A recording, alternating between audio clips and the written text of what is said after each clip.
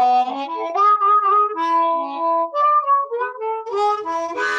it's Willie Armelini from Flowers and Scents with your industry buzz. Today, I'm going to interview Mark Hommes of Castle Haynes Farm in Castle Haynes, North Carolina.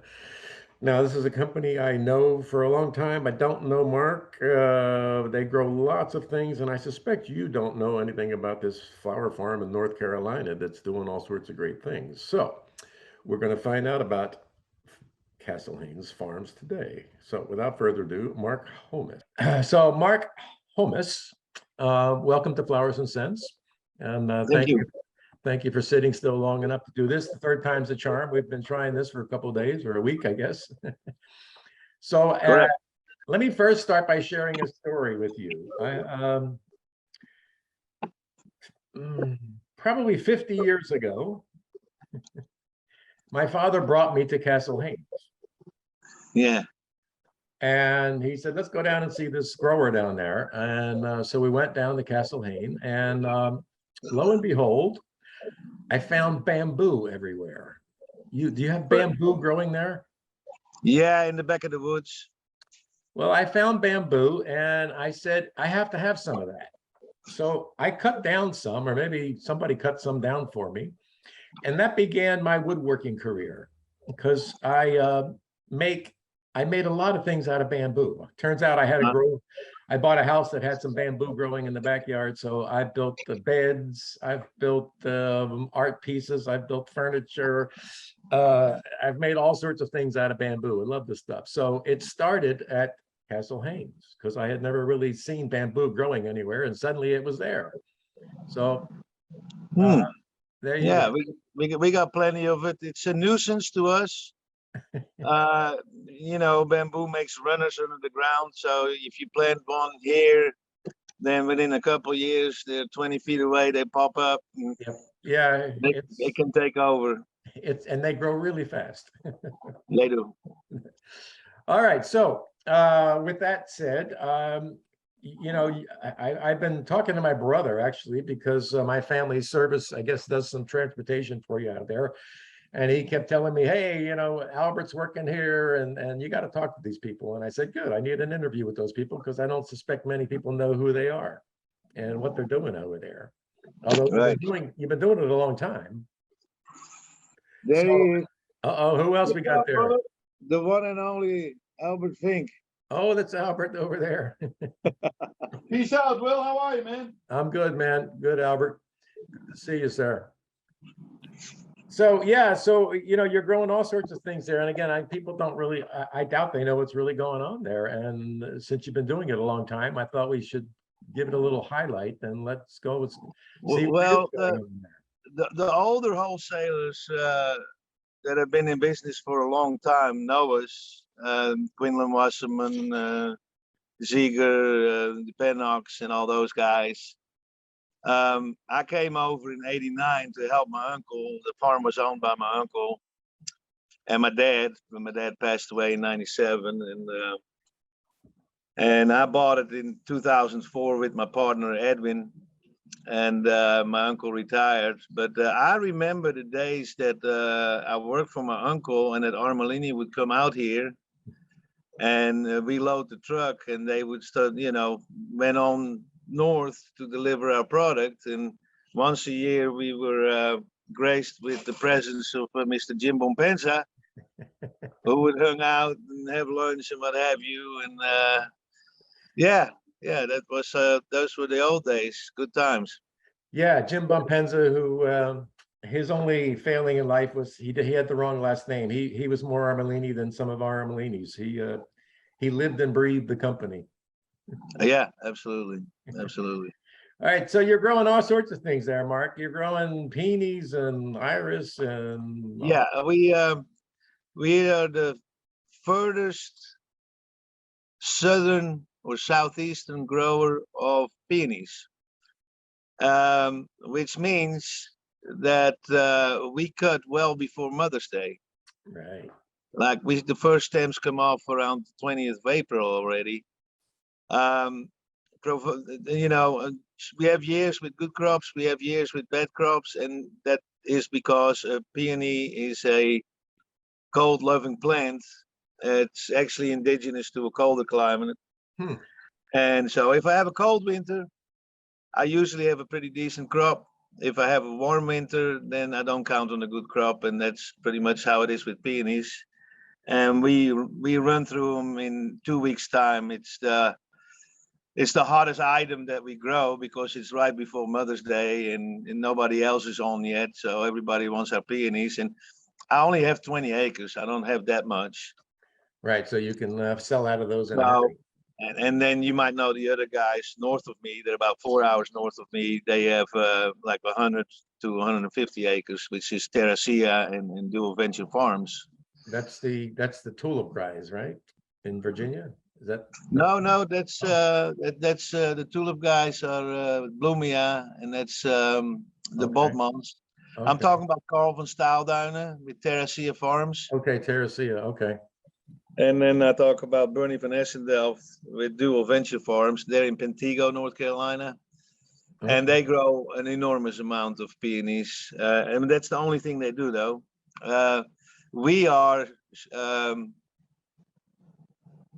We grow 20 different crops throughout the year. Our specialty is Dutch iris. Dutch iris. Okay. I grew up in Holland around iris. My daddy taught me how to hybridize. My dad is pretty much the most well-known hybridizer of Dutch iris in the Netherlands or in the States. My grandfather started with Wedgwood, and my dad managed to what do you call it? No, Albert. He managed to double the chromosomes of a normal Dutch iris, Yeah. and then crossbreed it with a diploid. So he made it a tetraploid and crossbred it with a diploid, and came up with the first triploid iris, which are not fertile, but they're bigger and they have a much better vase life. Hmm. And the most popular one is Telstar. Okay, that one I know. Yeah, Telstar is my dad's variety, and then we have Apollo, and we have Nova White. And my dad has been long gone, but I still do this. And up till today, we have created about 25 to 30 new varieties. But Telstar is still the market leader. And it's a great crop to grow here in North Carolina. Are you out there on the Outer Banks or something, or are you? Where are you? The Outer Banks is North Carolina, right? No, I'm almost at the border of South Carolina. We're Okay. at the mouth of the Cape Fear River, the Cape Fear River Delta. Okay. If I walk to the back of the farm, I'm only a quarter of a mile away of the river. Okay. Well, it's fertile ground, I bet. Yeah, very organic, very fertile. Reason that the iris do so well here is in the wintertime, like January, February, and March, we have an enormous amount of sunlight. And we have fairly cool temperatures. And we can grow, an incredible iris that is really intense in color, but iris respond to color, to sunlight. The more sunlight an iris get, the more intense the color. If you don't get enough sunlight, they might even abort their flowers or get very pale in color. Too pale. And so, and we're one of the few growers left on the East Coast that grow iris, and most of the iris are produced in California, of course, by Sun Valley. Exactly. But we have created a niche here on the East Coast with our product because, I mean, we're close. An iris does not have a long vase life. We are close to customers we can cut, pack, and ship in a day. We service all the Whole Food stores on the East Coast here, except for Florida. Okay. And, that's our advantage over California because product from there takes 4 days in transit. Indeed. And while we're talking about that, so you're able to service the market and most of the market because you sent a truck. I believe I'm looking at your website. You sent a truck, or Armelini picks up and brings it to Miami, or somehow you get it to Miami and then they put it in the system.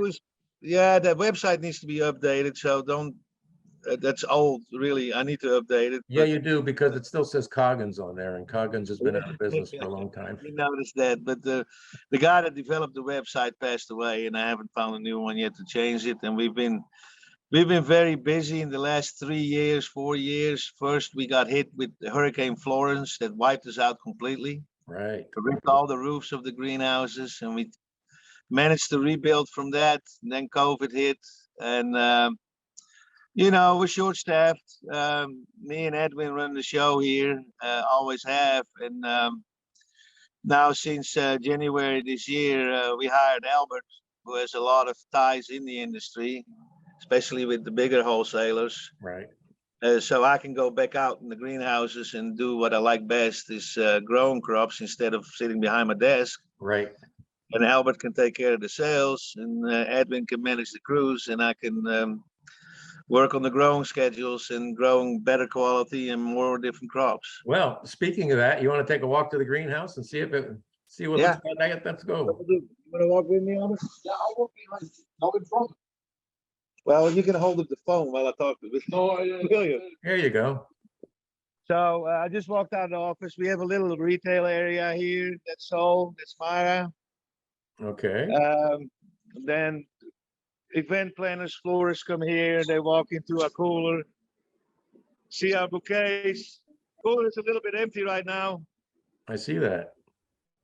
This is and you know that as well as I do.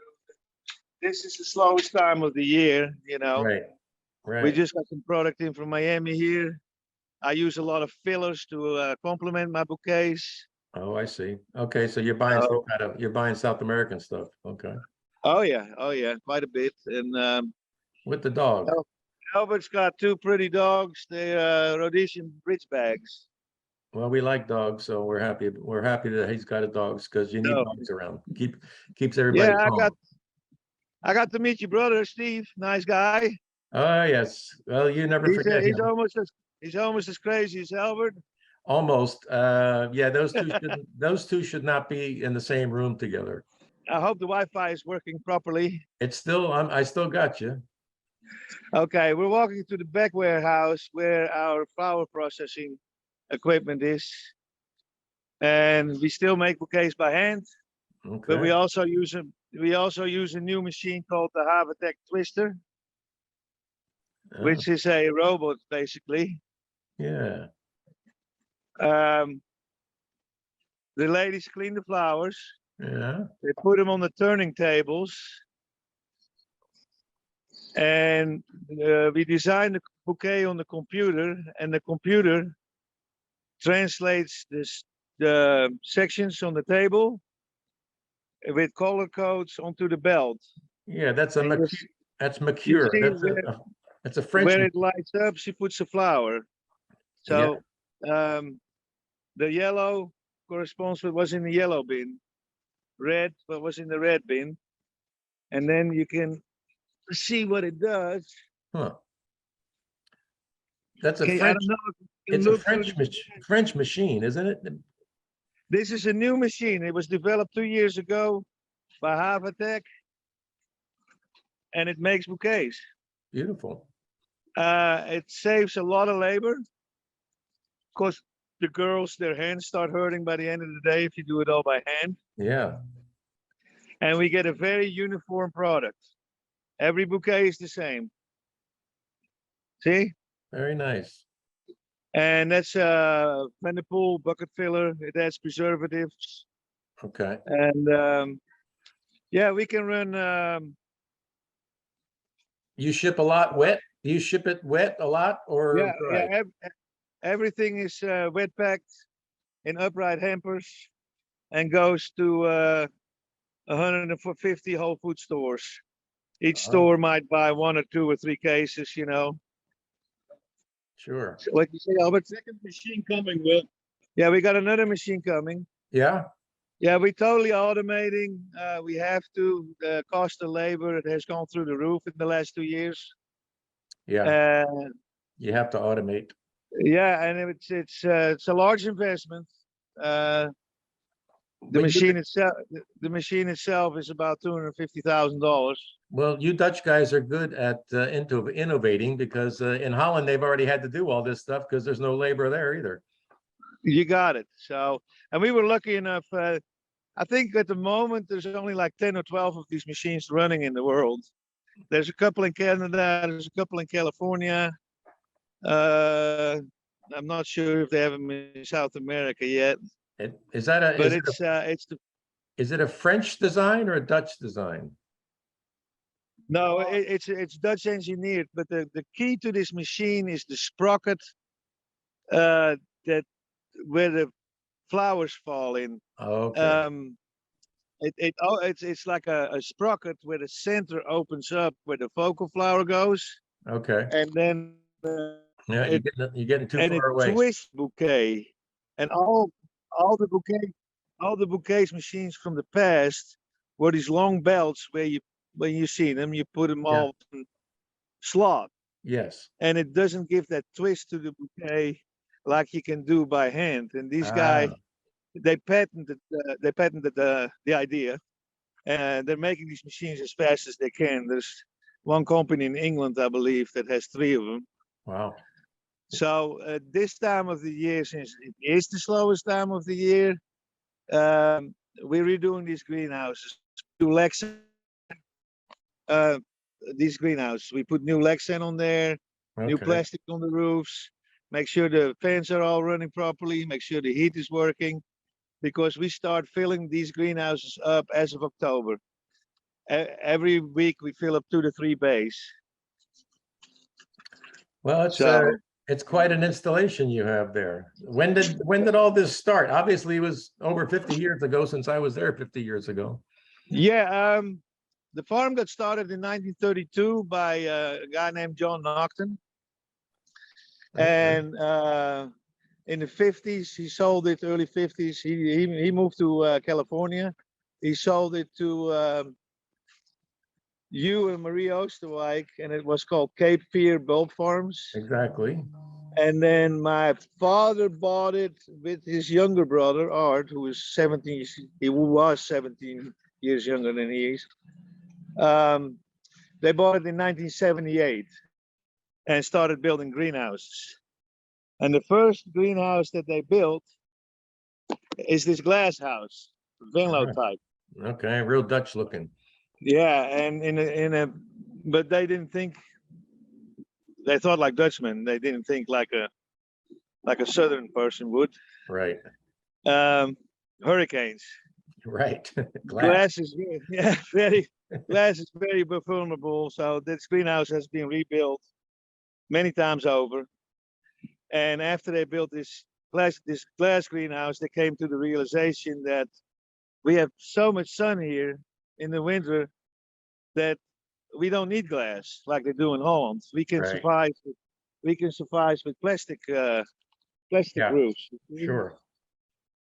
So that's what we did, and that's what my uncle did. He built after the glass range. He built that range, and the one over there. And in the last few years of his business, he built the one over here. And when I bought it with Edwin, we got away from the plastic because behind that warehouse in the distance, Yeah. there's 2 acres of polycarbonate greenhouses, Oh, A-frame style, and those are really nice houses. And that works better than plastic. because of the Wi-Fi. Okay. But we have about 6 acres on the roof, and we have about another 3 acres of tunnels. Of tunnels. Are you familiar with the high tunnels? With like the hoop houses, Yeah, right? it's just a hoop with a single sheet of plastic with shade on there, Yeah. and that allows us to pull the spring into the winter. We get those hoop houses ready in January and start planting in February. And come March, the danger of frost is here, almost gone. March, April, to where we can bring a lot of product. We can harvest a lot of product out of those hoop houses in the months of April and May that normally would flower here in June, you know? Right. Yeah, I saw them at Sun Valley, I guess. He uses them as well. Yeah, Lane uses it too. So All right, packing house. So everything looks nice in there. It's a serious operation you got there. yeah, we got about 32 people here, cleaning, planting, cutting, harvesting, making bouquets. All right. Well, It's no Sun Valley or Milano, but it's pretty nice. I like it. And I'm happy to be able to show people this nice operation here. Is that like I said, we do about 3.5 to 4 million hours a year. About 1.6 million lilies, asters, snapdragons, trachelium, celosia, sunflowers, peonies, amimayas, and we use flower transfer once a week on Thursday. All our product always arrives in Miami on Friday morning, and we can catch any outbound with any truck line, on Fridays. We are building, we are expanding, and we will be able to take on more customers this winter going into the spring. Here, I'll let you talk to Albert for a minute. My grandfather, William, used to buy bulbs from Mark's grandfather. And the land behind my dad's house was owned by Mark's father. So the families go back many summers. okay? And it was really cool because my youngest son, who is now for the last 3 years a proud United States Marine corporal, Mark is kind of like his best uncle. He used to work here in the summers. We used to hang out here in the summers, and fantastic. Also, my older boy Douglas. But about, I don't know, 8 months ago, 10 months ago, I came over for the weekend. We hang out, we barbecue, and I drive home. And Mark knows that I was bored out of my mind. I retired. I bought a farm, and which was really nice, but I was bored stiff. And he calls me. He goes, "Are you home yet?" So I said, "No, not yet." "Well, call me." So I called him and we spoke. And Mark says, "Well, why don't you come and do the sales?" I said, "You know what? I'm going to sell my shit tomorrow." I put a for sale sign in my farm, moved here. We never even talked about money. The funniest thing, it's a friendship that goes back so many years. We never talked about money or this or that, and moved here, and the rest is history. And I gotta tell you, in all honesty, that I'm exceptionally grateful that all my old customers, bar none, are super supportive. Obviously, the Armelini family, Stephen immediately reached out, and we rekindled our long-lost romance. Thanks for this opportunity. I will edit this down and post it next week. So you'll see it. Fantastic, man. Okay, awesome. Hey, one more question. Yes. Do you go by William or do you go by Willie? Depends on. I prefer Willie. Willie. William is too formal. Okay, Willie. So you can, but I'll answer to either of them. Castle Haynes Farms is the best. No, All right, gentlemen. we do a lot of business with Jet Fresh, and I like that jingle. Well, they're a good company. We like Jet Fresh, and I always get fresh with the Jet, you know. There you go. All right, gentlemen, thank you, and I'll see you later. Hey, we're here. If you come up, come see us. I'm going to go cut some more bamboo.